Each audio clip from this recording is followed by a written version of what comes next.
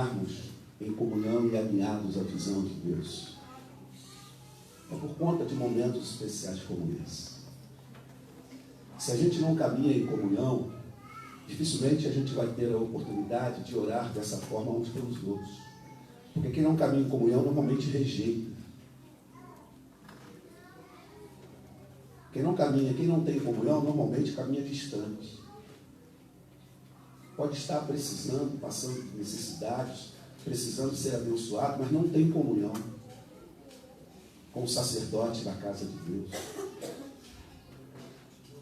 com o guia espiritual, com o líder espiritual.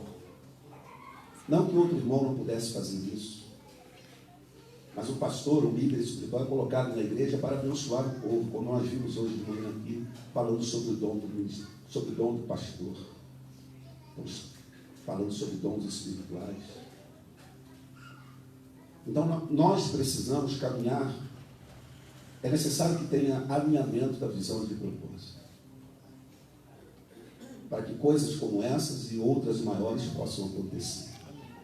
Porque o Salmo 133 diz que onde tem comunhão, Deus ordena a bênção e a vida naquele lugar.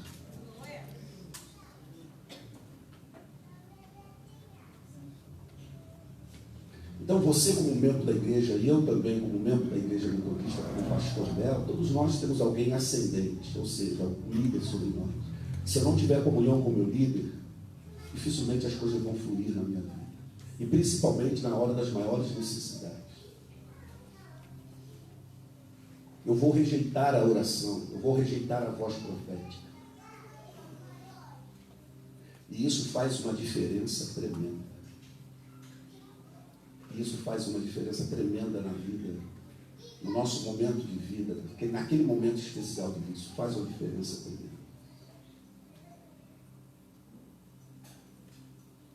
Então eu falei com ela, testemunha, compartilha, porque todo testemunho e compartilhamento é para fortalecimento da nossa fé. Não é para louvor e glória ao nome do Senhor. E a bênção na vida dela.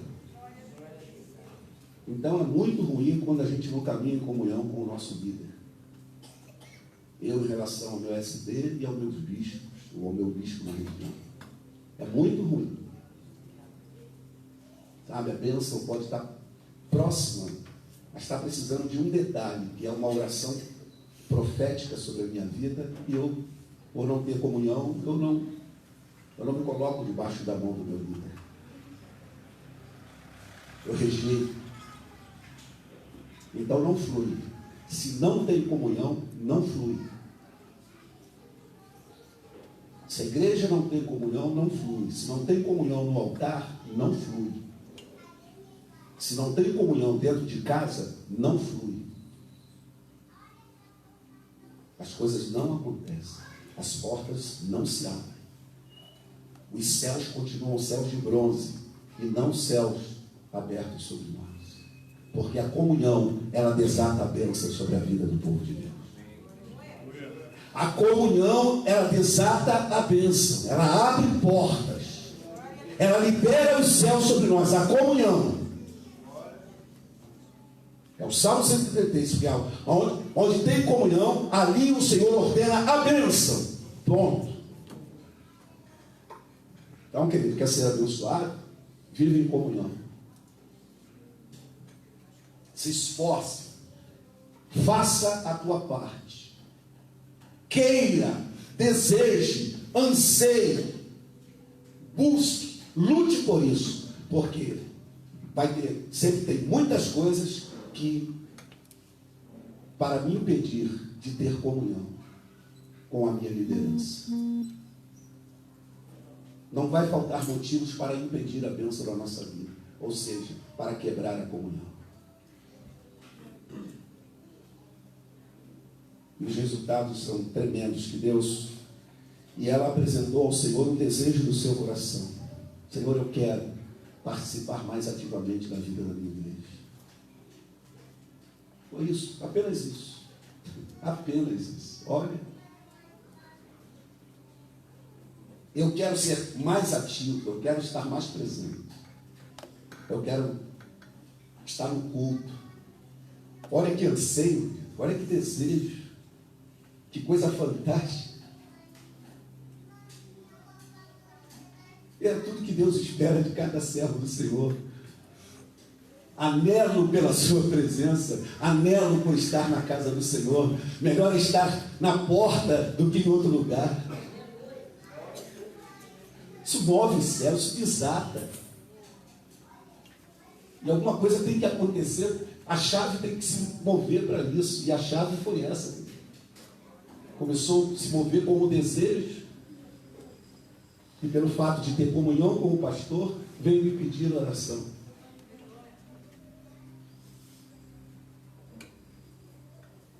E a oração fez uma diferença na vida dela. Trouxe paz e tranquilidade para ela poder responder no telefone, porque eles queriam avaliar o seu estado de espírito. Você está entendendo, sim ou não? Amém? Você está entendendo? Se não houver comunhão, nada acontece. Não flui, é na força. Aí vai ser na força, vai ser no braço. E a Bíblia diz que não é na força, não é no braço, mas é no Espírito. É pelo Espírito. Cumpre a nós como líderes, pastores especialmente, abençoar a igreja, como na possibilidade, cuidar do rebanho, pastorear, abençoar o povo, como nesse exemplo também.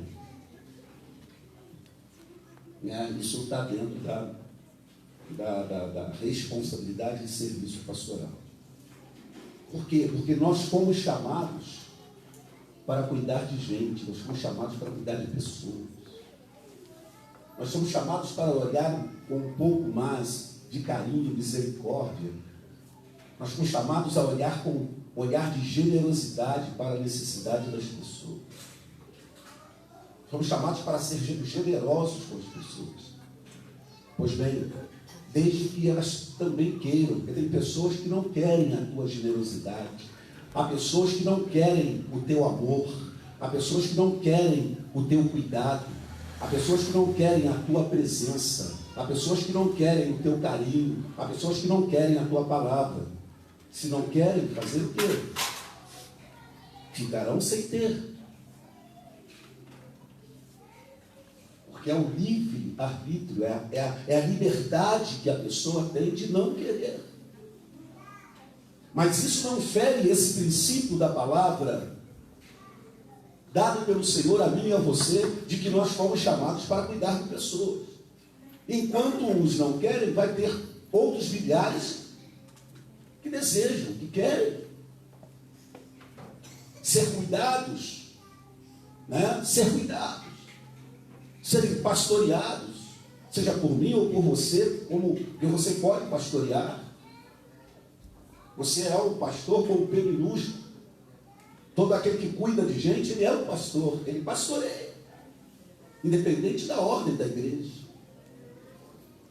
Porque o chamado para cuidar de gente não foi só para pastor, ou pastoras, mas o chamado para cuidar de gente é para todo crente, lavado e remido pelo sangue de Jesus, e que a eles Jesus deu a missão, conforme está no texto de Mateus 28, de 18 ao 20. Ide fazer discípulos de todas as nações, batizando-os em nome do Pai, do Filho e do Espírito Santo, ensinando-os a guardar todas as coisas que vos tenho ordenado. Sabe o que é isso? Discipulado. Isso é pastoreio. Isso é ser mestre, é ser discipulador sobre a vida de uma pessoa. Isso é a expressão máxima do cuidado. Muito mais do que um cuidado, um atendimento, um suprimento material, financeiro ou físico. Que é o atendimento às suas necessidades, as mais diversas, que as quais, inclusive, isso está inserido. Cuidado. Porque a bênção de Deus passa por as questões do cuidado com a pessoa, que para atender as suas necessidades espirituais, emocionais, sentimentais, também financeira, física, familiar, enfim, fazer com que a pessoa ela possa ter uma condição, um estado de vida, querido, que a paz reine na vida dela. Fomos chamados para cuidar de gente. Abra sua Bíblia, somente nesse texto. Nós fomos chamados para cuidar de pessoas. Parte da manhã estávamos aqui, já no finalzinho, aí estamos já no finalzinho da nossa série de ministrações na Escola Ministerial Profética. Estamos falando sobre, começamos já há 2 meses passados, eu acredito que tem até um pouco mais, uma série de ministrações à luz da Palavra de Deus, falando sobre a obra, graça, poder do Espírito Santo, sua unção, manifestações e etc. E agora estamos finalizando com a explicação de cada dom espiritual. Estamos aqui explicando cada dom espiritual. Começamos hoje. E possivelmente terminaremos já no domingo que vem. Inclusive, até para essa parte final, eu trouxe uma apostila explicando cada dom espiritual, o significado de cada um. É porque Paulo vai falar, 1 Coríntios 12, 1, que a respeito dos dons espirituais, irmãos, não quero que sejais ignorantes.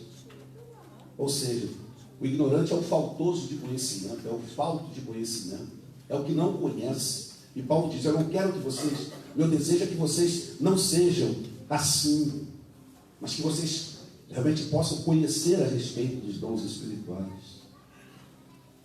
E então isso cabe ao pastor da igreja fazer isso, ensinar, instruir, o pastor ser um mestre, um discipulador,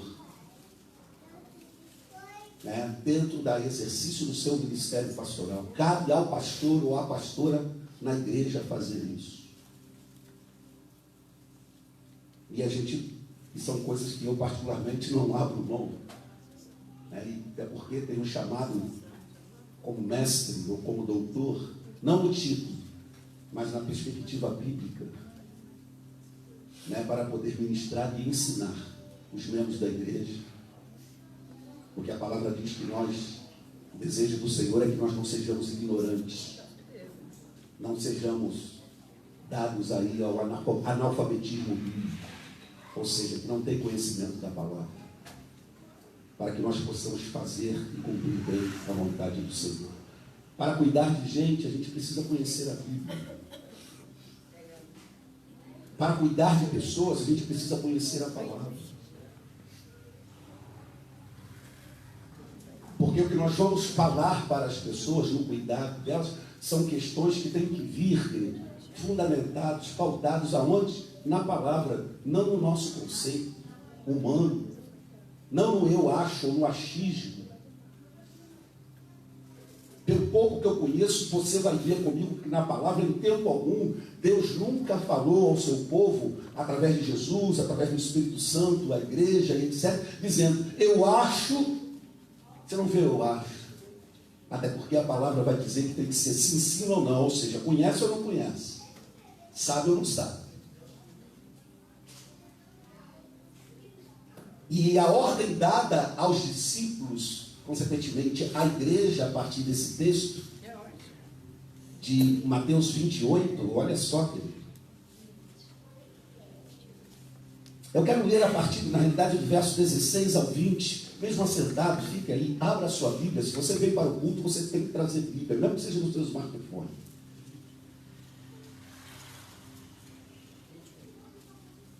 Dá um tempinho para você buscar aí. Se você veio para o culto, querido, não veio para o culto só para ouvir a palavra, ou cantar, ou ofertar, não, você veio para estudar a Bíblia junto comigo. A palavra do Senhor diz assim, e os 11 discípulos partiram para a Galiléia, para o monte que Jesus lhes tinha designado. E quando viram, o adoraram, mas alguns duvidaram. E chegando-se Jesus, falou-lhes dizendo, é-me dado todo o poder no céu e na terra. E aí ele diz aos discípulos, portanto, ide, ensinai todas as nações, batizando-as em nome do Pai, do Filho e do Espírito Santo, ensinando-as a guardar todas as coisas que vos tenho mandado ou ordenado, e eis que estou convosco todos os dias até a consumação dos séculos. Amém, queridos? Então, continuando a pensar um pouco disso com você, é importante saber que a primeira coisa que me é dada é o cuidar de pessoas, é o cuidar de gente. Olha o que Jesus fala. E tem algumas questões aqui interessantes no texto que eu não tenho que ficar temeroso, eu não tenho que ficar meio desconfiado, eu não tenho que ficar preocupado, não, de forma nenhuma. Porque tem aquela frase, né, célebre frase que as pessoas dizem: o Deus que chama é o Deus que capacita, o Deus que chama é o Deus que prepara. E isso a gente vê de certa forma aqui. A partir do que Jesus fala em primeiro lugar a respeito justamente do que a ele foi dado. A primeira atitude dos discípulos ao virem Jesus, ou quando eles viram Jesus, lá no verso 17, foi adorar a Jesus. E quando o viram, o adoraram. Olha só o verso de número 17. Como é a questão do ser humano, crente, como eram os discípulos.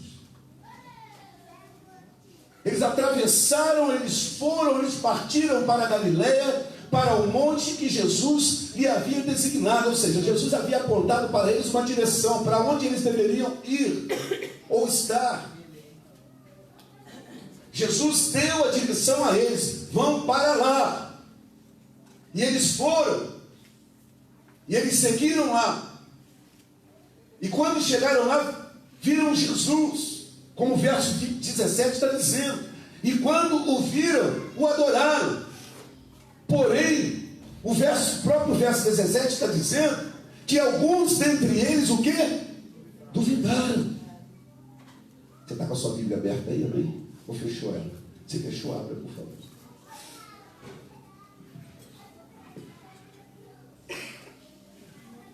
Sejamos como os de Bereia, né? Os bereanos, como Atos vai dizer, né? Os bereanos, eles ouviam a palavra no templo e depois chegavam em casa e eles iam verificar se de fato era aquilo. O verso 17 diz isso para nós.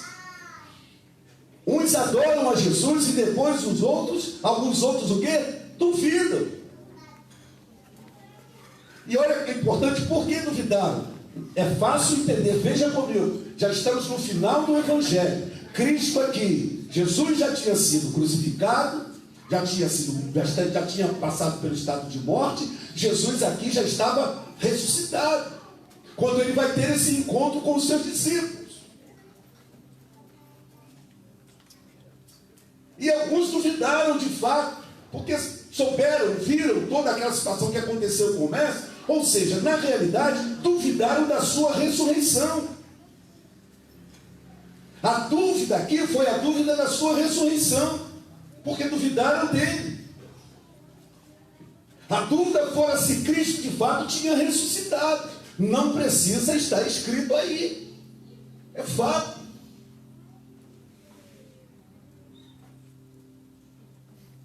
E aí é fato, você vai dizer comigo que isso é muito comum às vezes acontecer. Tem alguns que adoram e tem outros que no mesmo momento duvidam. Tem uns que adoram e tem outros em meio a que duvidam. Mas o Senhor, ele não por conhecer até o coração das pessoas dos homens, ele sabia que ali tinham aqueles que duvidaram da sua ressurreição. Duvidaram de que era ele de fato. Porém, como que ignora isso, não se preocupa. Entenda bem uma questão aqui fundamental. Jesus, deixa eu te dizer, Jesus ele não parou para dar atenção àqueles que duvidaram. Jesus não parou para poder ficar falando, forçando a barra com aqueles que duvidaram. Você consegue entender isso, sim ou não?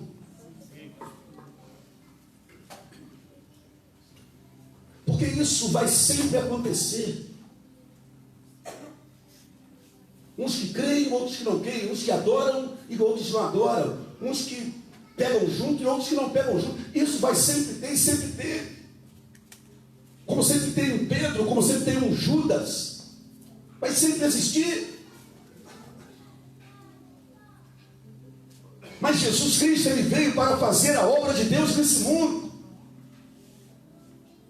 Ele veio com um tempo bem enxuto para poder cumprir aquilo que Deus tinha mandado a cumprir, para sinalizar e implantar o seu reino.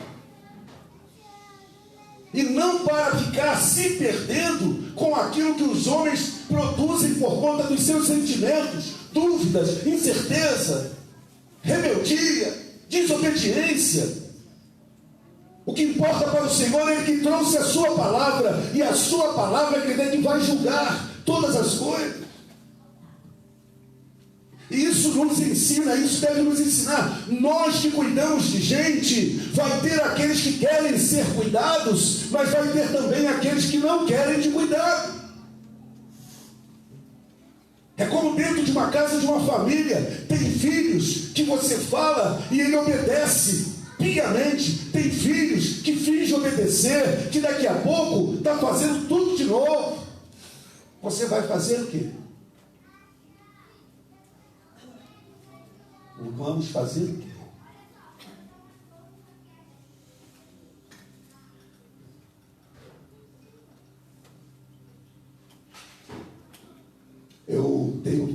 Desde que eu cheguei aqui, eu tenho falado isso aos irmãos da escola ministerial, eu não me preocupo com o número. Alguns ministros tomaram até um susto com isso. De fato, eu não me preocupo com o número. Se está na escola ministerial, no culto, botando gente pelo ladrão, ou se tem só pouco. Por quê? Não estão rejeitando ninguém, não é isso. Porque às vezes nós perdemos a visão do foco, a visão de propósito. Porque tem pessoas com a boca aberta, como que querendo beber, comer, se alimentar fortemente, e a gente deixa aquelas pessoas e fica se desgastando com aqueles que não querem.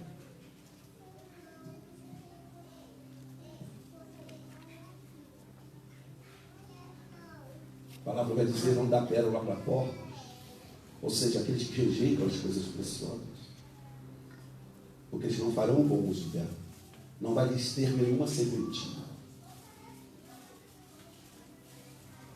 É como uma pessoa que você vai dizer para ela, está precisando de uma necessidade, de uma oração, você diz para ela, posso orar por você? Ela diz, não quero que ore, e você fica insistindo em orar por ela. Ela vai estar no Espírito rejeitando a tua oração. Você está entendendo, sim ou não? Temos que entender que todo ser humano fora feito por Deus, ou criado por Deus, com liberdade de ir e de vir, de querer ou não querer, de aceitar ou não aceitar, e nós não podemos forçar a barra. Deus em Cristo Jesus nunca forçou barra com ninguém. Pelo contrário, Jesus diz no Apocalipse o seguinte: eis que estou à porta e bato. Se alguém abrir a porta eu entrarei, cearei com ele e ele comigo. Sim, é condição. É condicional. E nós às vezes nos perdemos nas emoções, por conta da necessidade da pessoa, quando nem ela mesma está preocupada com a sua situação. Nem ela mesma está se ligando pela condição que ela está. E às vezes nós nos perdemos e queremos resolver o problema das pessoas. Se Deus não resolver os problemas das pessoas, nós não conseguiremos resolver. Porque só teve um que morreu na cruz para solucionar o problema das pessoas. O nome dele é Jesus Cristo. Glória a Deus.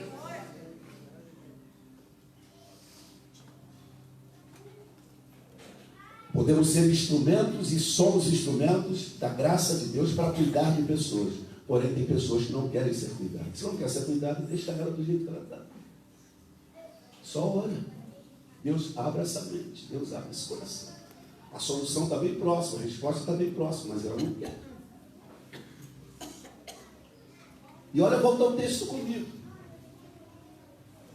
Verso 18 vai dizer, chegando-se Jesus, falou-lhes dizendo, ou seja, falou a todos. adoraram e falou àqueles que também não adoraram, pelo contrário, duvidaram.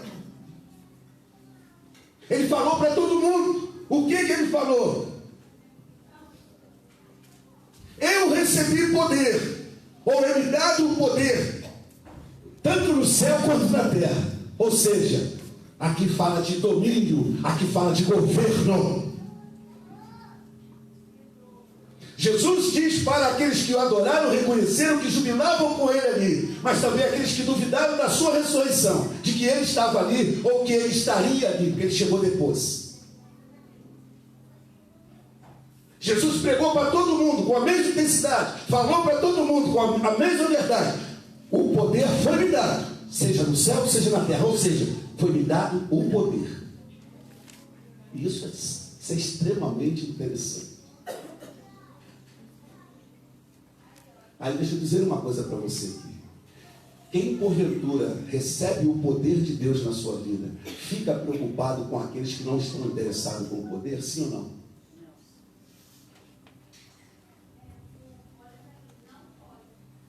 Quem recebeu o poder no céu e na terra, fica perdendo tempo com aqueles que duvidam, com os incrédulos.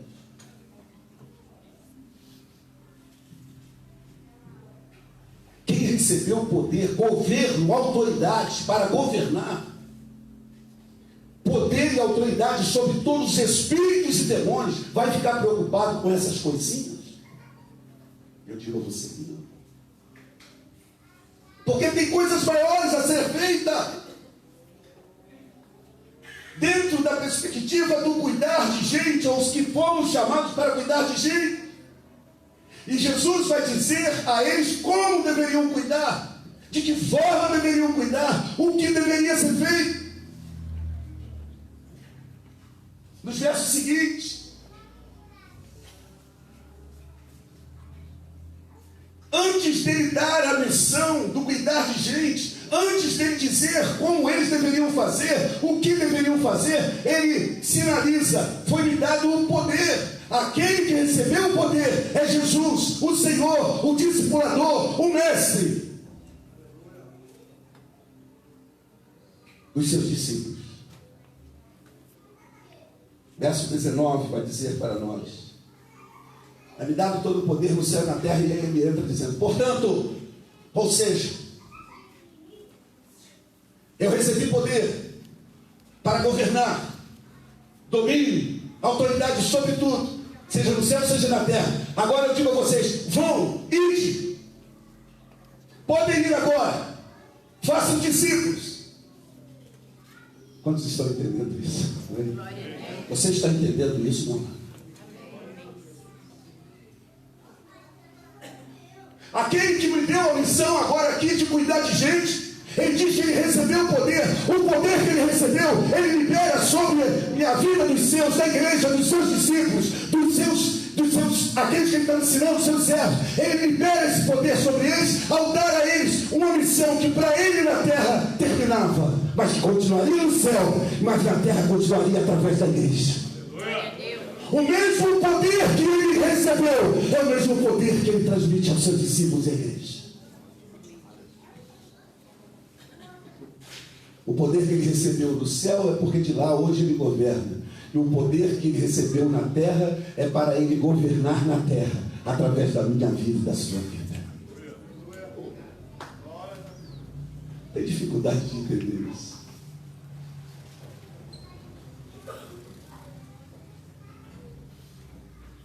Ele recebe poder no céu e na terra. Governo, domínio, autoridade. No céu, para o lado do Pai, ele voltou. Continua governando. Governando do céu na terra. Através de quem? Através da sua? Através da sua? Diga: através de mim.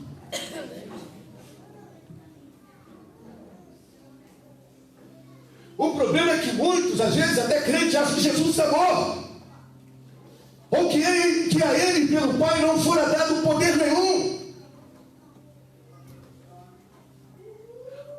Mas Jesus recebeu poder, e eu digo que ele é o poder de Deus. Porque o Evangelho é o poder de Deus. O Evangelho é a palavra, e Ele é a palavra, Ele é o verbo, Ele é o poder. E Ele governa na terra, através da igreja, governa no céu e na terra, através de mim e através de você, para cuidar de gente. Então Ele diz, portanto, ide, ou seja, vão, é a missão. Ide, partam, para fazer o quê? Cuidar de gente, cuidar de pessoas, consolidar o reino, avançar no reino, sinalizar o reino, abrir portas aonde não estão fechadas. Ide, primeiro ele vai dizer, ensinai, ensino. A melhor forma de cuidar de pessoas, ensino é discipular, ensino da palavra, instrução. O processo educativo, pedagógico, ele tem o poder de transformação, de cura e de libertação. Todo o processo educativo, ele tem o poder de transformar a vida da pessoa. Quem são os professores aqui sabem muito bem do que eu estou falando, especialmente. Todo o processo educativo, ele traz com ele o poder de transformação da vida humana, que consequentemente é a transformação da sociedade. Ensine, ele diz, ensine a todas as nações. Olha o que está no verso 19 aí. Primeiro, ensinar, discipular, ensinar o caminho do reino, ensinar a respeito do Mestre de Jesus, a ensinar a respeito das coisas de Deus, ensinar sobre o Espírito Santo. Ensino. Ensino.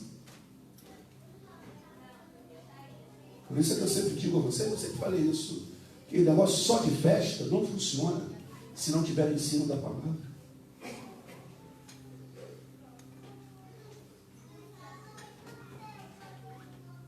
Porque a palavra é a única regra de fé e prática. A palavra é a verdade que liberta, que transforma. Então veja que, para cuidar de pessoas, Jesus mandou que eles fossem a elas, mas a primeira coisa que eles deveriam fazer no princípio da palavra é ensine. Transmita a eles conhecimento. Não falou para orar, não falou para louvar, não falou para adorar, não falou para expulsar demônio, não falou nada, ele falou ensine. Foi a primeira direção que o Senhor dera à sua igreja nascente ali a partir dos discípulos. A primeira coisa foi ensine. Não mandou fazer dízimo, falou ofertar, não falou cuidar de coisa, ele falou vá às nações e ensine a palavra. No segmento, a gente vai ver que ele vai dizer, segundo, ensina, mas também o quê? Batiza. Ensinando-os as nações, batizando-as, as pessoas, em nome do Pai, do Filho e do Espírito Santo. Batismo. Batismo com água. É necessário batismo, porque o batismo é para o... Batismo é um símbolo, simboliza o quê? Hã? Batismo simboliza arrependimento dos pecados. A água é o símbolo de lavagem, de purificação. É símbolo. Porque a verdadeira água que lava, não por fora, mas lava em primeiro, é importante é lavar por dentro. Quem lava por dentro é o quê? É a palavra de Deus. Por isso ele vai dizer, ensina em primeiro lugar. Batismo com água, em nome do Pai, do Filho e do Espírito Santo. Batismo é o símbolo do arrependimento. Batismo com água é o símbolo do arrependimento. Ou seja, não basta também fazer discípulos. Não basta também somente ensinar a palavra. Integre. Ei, olha para cá. Ensinou a palavra. Integre esses ao corpo de Cristo, chamado igreja. A inserção da pessoa ao corpo de Cristo chamado igreja, e até na ordem da igreja, ou de qualquer outra denominação cristã evangélica, se dá através do, diga comigo, batismo.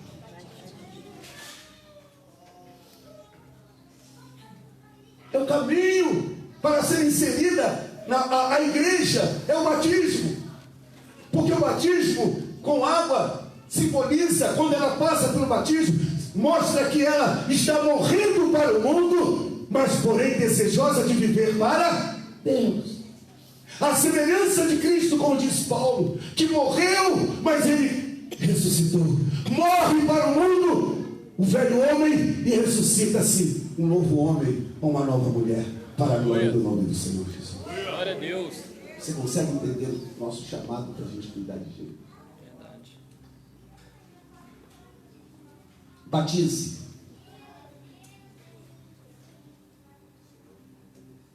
Verso 20, eu finalizo.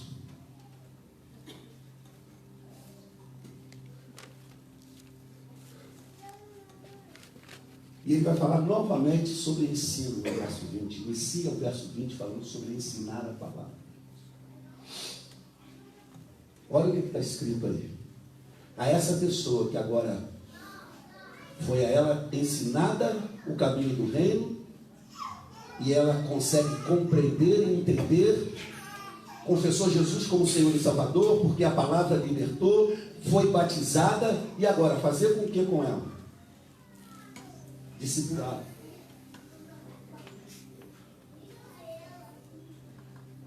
Deixa eu te dizer uma coisa, por que existem muitos fracos e doentes na casa do Senhor? É porque lhes faltou, ou lhes falta, um discipulado coerente com a sua necessidade espiritual para viver nesse mundo como verdadeiro discípulo de Cristo.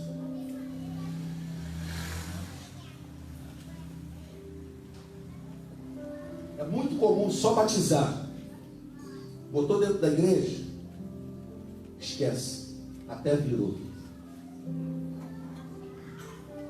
Por isso tem muita gente doente, muito crente doente, muitos líderes doentes, que inclui o ministério de muitos pastores e pastoras. Muita gente problemática. Porque só foram ensinadas no sentido de conversão, mas não foram ensinadas depois. O passo seguinte aqui, o terceiro passo, é o sentido do ensino com o propósito de fazer com que ela possa agora aprender a viver como discípulo, verdadeiro discípulo de Cristo. Porque vai dizer, ensinando-as a guardar o quê?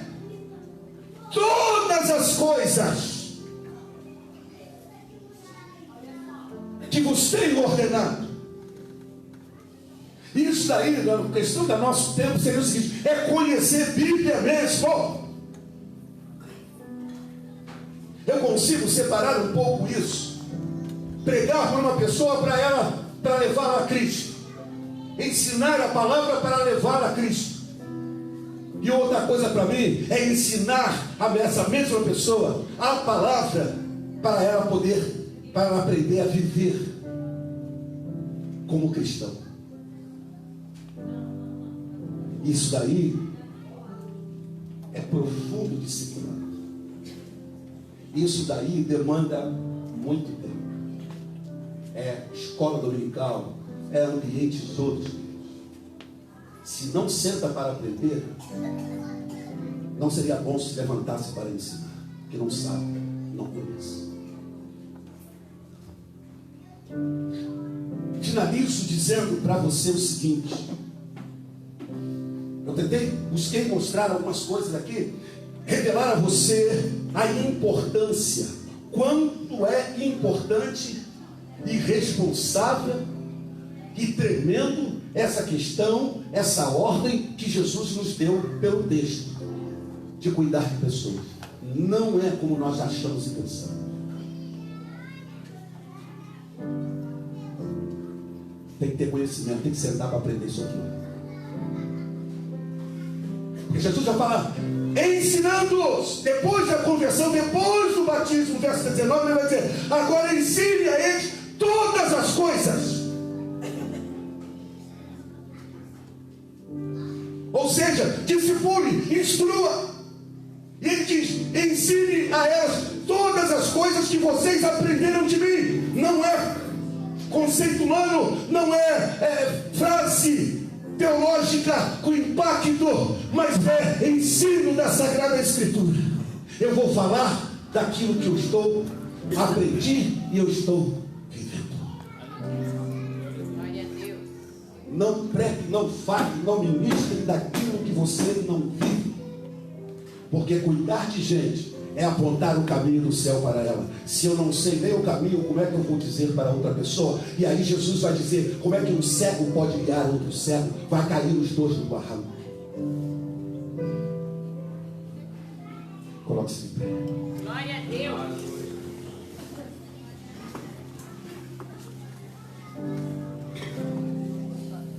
Aleluia. Nós fomos chamados para cuidar de gente. Você foi chamado para cuidar de gente.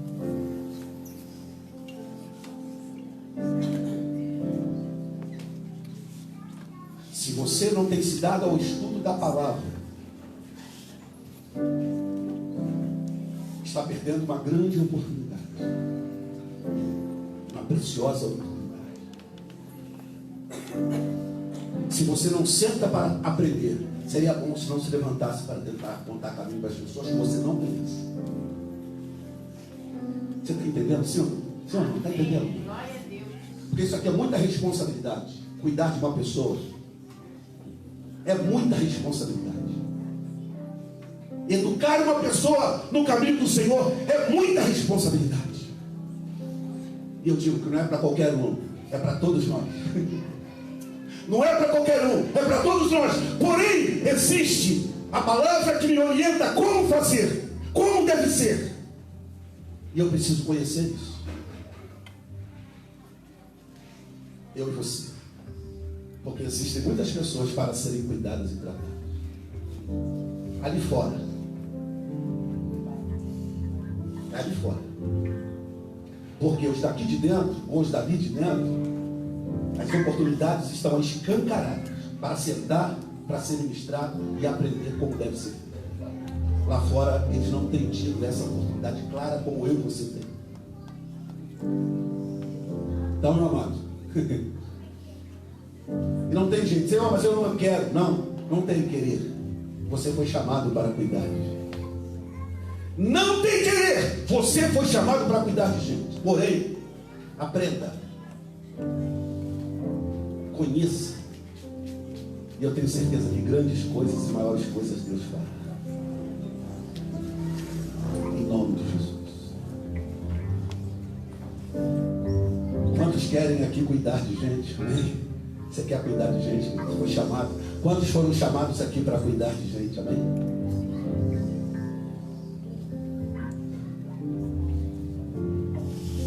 Quero te abençoar.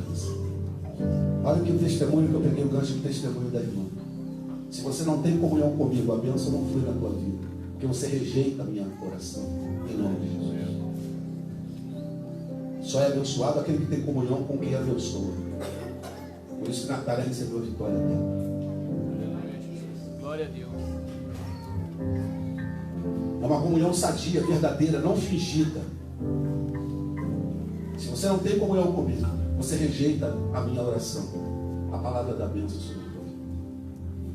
Porque a bênção só é ordenada aonde a igreja vive em comunhão.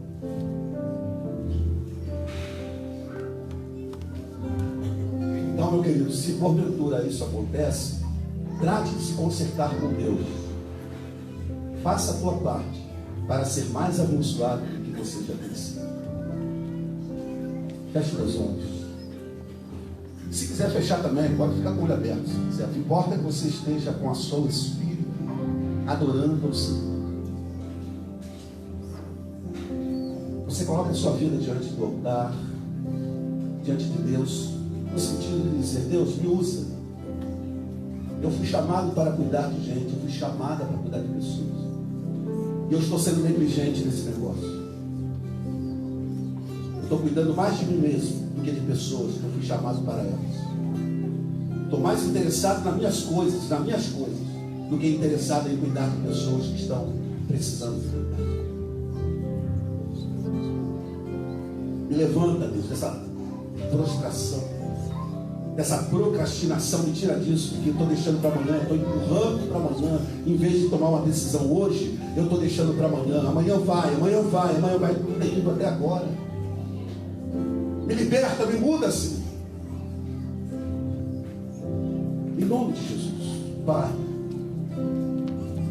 eu te louvo, eu te agradeço por esse tempo e essa hora preciosa de estarmos na tua casa.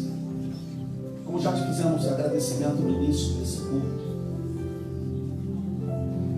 recebemos uma palavra de desafio, de exortação a viver como discipuladores, como aqueles que foram chamados para cuidar de pessoas e não ficar adulando o problema, enfeitando o defunto. Nós fomos chamados, Deus, para ressuscitar pessoas da morte e do pecado, em nome de Jesus. O mesmo Jesus que cantamos, exaltamos, pregamos, falamos, que mora em nós, Ele recebeu o poder. A Ele foi dado o poder no céu e na terra, e esse poder Ele transferiu à igreja através do Espírito Santo. Senhor, nos use para cuidar de gente, no poder que há no nome de Jesus, que é o Senhor, o governo da igreja. O governo da igreja não somos nós.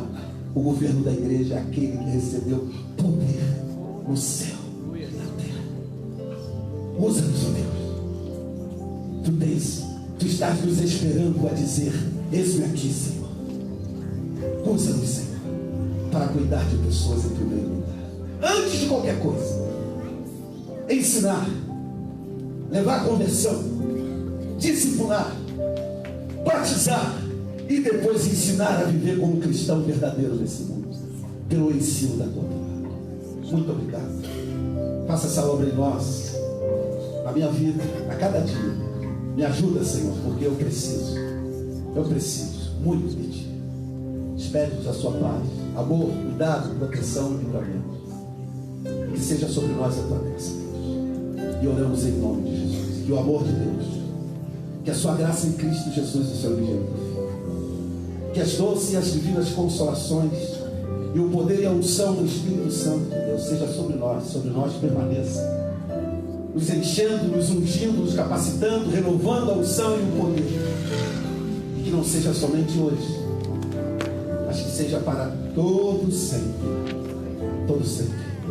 Amém, igreja? Deus te abençoe. Desejo ao teu irmão aí uma semana de vitórias, em nome de Jesus.